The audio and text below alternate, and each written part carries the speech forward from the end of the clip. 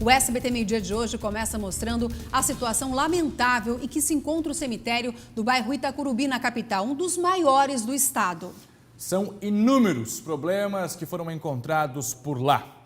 A nossa equipe encontrou inclusive a ossada de um político catarinense que está aparecendo. Isso mesmo, túmulo quebrado, túmulo aberto, um político importantíssimo que leva até nome de rua em Florianópolis. E tem mais uma situação bastante complicada, que é resultado de uma obra que começou ainda na gestão municipal anterior, mas que está completamente parada. Vamos ver. No cemitério do Itacurubi, a obra inacabada das novas gavetas mortuárias virou piscina de mosquito. Os trabalhos começaram em 2016, mas foram paralisados por falta de pagamento. Seriam cerca de 500 gavetas que solucionariam o problema de falta de vagas. Mas o que seria a solução virou um problema.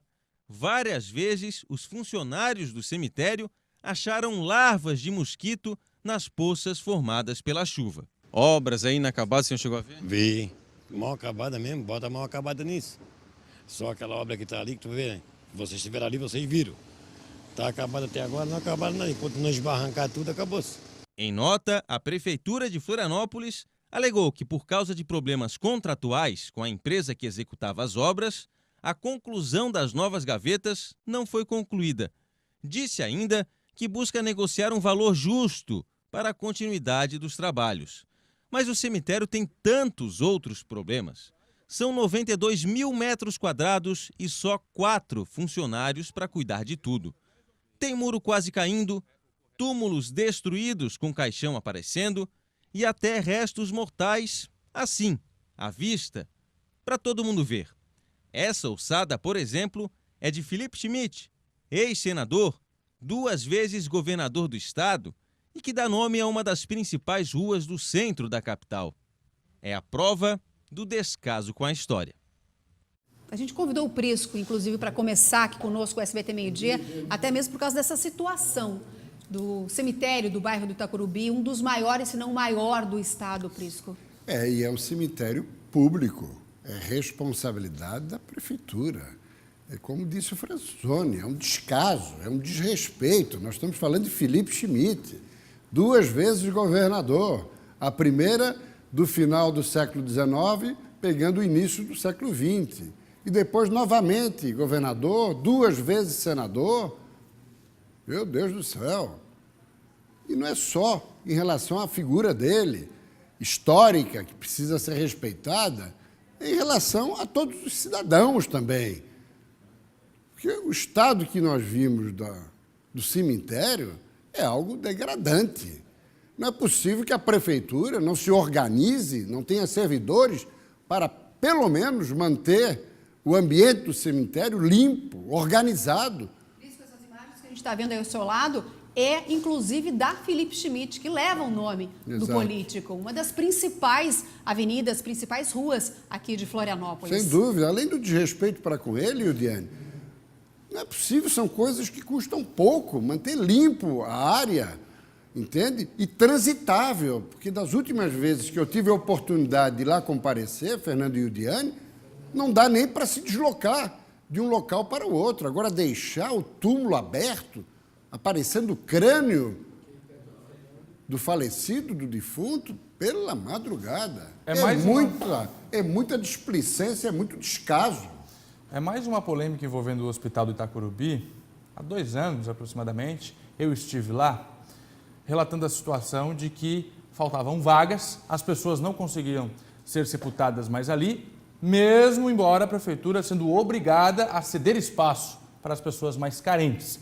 Então, quer dizer, falta manutenção. Naquela época foi prometido a construção de novas sepulturas. Inclusive, essa obra começou... Essas obras, essas gavetas que nós estão ali paradas, com água acumulada.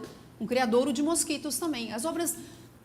Que daí já provoca uma outra situação falta dinheiro, de saúde pública. Falta alguma coisa, né? É saúde pública, é uma falta de respeito com quem morre e não tem onde ser sepultado, e mais do que isso. A gente vive falando aqui de campanhas, de fiscalização com relação ao mosquito da dengue, e aí a gente encontra água parada no cemitério, que é de responsabilidade da prefeitura. E Prisco, se não tivesse uma equipe para cuidar do cemitério, aí tudo bem. Mas tem pessoas contratadas pela prefeitura, inclusive acho que até concursado, que são responsáveis por executar as obras, por fiscalizar e, mais do que isso, por dar manutenção. Mas Vamos pedir a participação primeiro do público, E é o Fernando, que tipo quando a do gente caso que conversa, o custa público pouco, pode né, participar. Eudiane? Custa pouco. eu falei isso Faz aqui barato. essa semana da questão do Hospital Nereu Ramos. É capricho, gente. Pagar uma roçada não custa nada. Não custa nada. Você também pode participar aqui do SBT Meio-Dia. Deixa aqui o seu comentário, a sua sugestão de reportagem. Você pode mandar informações aí da sua região.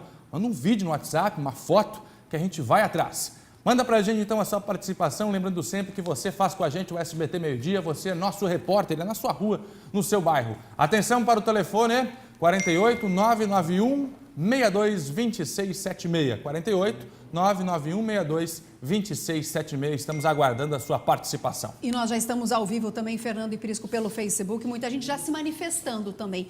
A Vanilda Coelho coloca, vocês precisam dar notícia do cemitério de Palhoça, que é aqui também na Grande Florianópolis. Ela diz que a situação também Já não estive lá, o matagal toma conta. É verdade. Eu me lembro de uma reportagem que você quase caiu num buraco. Caí Lembra, dentro de um Fernando? túmulo lá no cemitério de Palhoça, porque estava Parece completamente brincadeira, sem mas é manutenção. verdade, porque o matagal tomou conta. Se já não bastasse a falta de respeito com o cidadão em vida, nem morto é respeitado. Não, e eu vou te contar.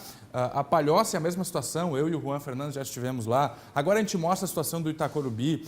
Em Lages, não faz muito tempo, no ano passado, um sujeito não tinha onde ser enterrado. Não tinha onde ser enterrado, o corpo ficou sendo jogado de um lado para o outro porque não tinha vaga no cemitério. Situação Olha, complicada. é um desrespeito com as famílias, infelizmente, que ficam e com a pessoa que acabou falecendo, né? E estamos, Prisco, em ano eleitoral, olha só, depois das filas quilométricas que nós mostramos ontem, aqui mesmo no SBT Meio-Dia, para regularizar ou fazer o título de eleitor, o prazo terminou e o Tribunal Regional Eleitoral confirmou que esse prazo não vai ser prorrogado. Quem ficou com pendências, além de não votar nas eleições deste ano, terá que pagar uma multa simbólica, olha só, R$ 3,51. Os eleitores irregulares também não poderão, por exemplo, tirar ou renovar o passaporte, pegar empréstimos em bancos, tomar posse em cargos públicos e se matricular em escolas e faculdades. Os eleitores poderão, então, atenção, solicitar a chamada certidão circunstanciada para exercer esses direitos, mas terão que esperar até o dia 5 de novembro e pagar a multa para obter essa certidão, Prisco. O TRE não divulgou o número de eleitores que ficaram em falta com a Justiça Eleitoral. Está sendo contabilizado, o prazo venceu ontem. Muito né? embora isso tudo seja eletrônico hoje, está tudo digitalizado, né? É verdade. Agora, é lamentável deixar para a última hora aquelas filas quilométricas, como a Eudiane falou, dobrando quarteirões aqui, pelo menos na capital, né? Mas nenhuma novidade. O que chama atenção agora é que, com certeza, deve ter muita gente assistindo o SBT Meio-Dia, que quando a Eudiane falou assim, ó, uma multa simbólica de R$ 3,51, o que é R$ 3,51? Pago fácil. E não está nem aí para o processo eleitoral. Mas não é só o valor, né? Mas é aí que eu te falo, todas as pessoas estão preocupadas né? com o dinheiro, entendeu, o preço? R$ 3,51 não estão nem preocupadas da importância que é estar regular com a Justiça Eleitoral e poder participar das eleições. Falando Essa é a em questão. como o Fernando falou e você falou em tecnologia, informatização, ontem um telespectador internauta pelo Facebook colocou assim, eu não vou votar, essas urnas fraudulentas, esse sistema tem que voltar para o manual. O que você acha disso? Olha, é um tema que, inclusive, eu já... As pessoas têm desconfiança. eu já submeti aqui a produção para, de repente, a gente fazer um debate, uma discussão em torno desse assunto. Tem figuras respeitáveis, professores, acadêmicos, gente séria que questiona firmemente as urnas eletrônicas. Agora, por outro lado, na última oportunidade em que o desembargador Ricardo Hessler, presidente do Tribunal Regional Eleitoral, esteve aqui conosco e nos deu uma entrevista, ao final, ao deixar a emissora, ele deu toda uma explicação demonstrando a garantia absoluta, que são 60 provas e contraprovas que impedem qualquer tipo de fraude nas urnas eletrônicas. De qualquer maneira, eu considero também importante, apesar das duas visões de que possa ter fraude, até porque a urna eletrônica não foi utilizada nos Estados Unidos, a maior democracia do planeta, em nenhum país europeu, né? Nós não temos urna eletrônica, é tudo voto manual. Mas, enfim, de qualquer maneira, para atender àqueles que têm desconfiança, Eudiane, em relação à lisura do voto eletrônico, vamos imprimir esse voto. Por que não? Ah, mas vai implicar em gastos. Ora, já estão gastando com as urnas eletrônicas, vamos ter sim o voto impresso, eletrônico, com agilidade, mas ao mesmo tempo impresso, para que se tenha a confirmação daquele voto digital no papel, no componente físico. Eu acho que seria um avanço importante. Inclusive, esse processo vai acontecer em algumas cidades brasileiras Jamais, neste pleito. mas muito parcialmente, superficial, até superficialmente. E eu até não entendi até hoje a posição de Raquel Dodge, Procuradora-Geral da República, que é contra isso.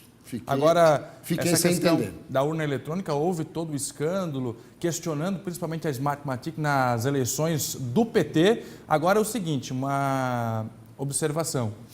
Urna eletrônica comprada, um partido ou outro interfere na eleição. Será que eles fariam uma campanha da forma em que fizeram nas últimas eleições se tivessem a possibilidade de fraudar uma urna eletrônica? Fica a pergunta, né, A Fernando? fraude é eu dar um sapato para o eleitor e depois pegar o comprovante no voto impresso e entregar o outro sapato. Isso é fraude.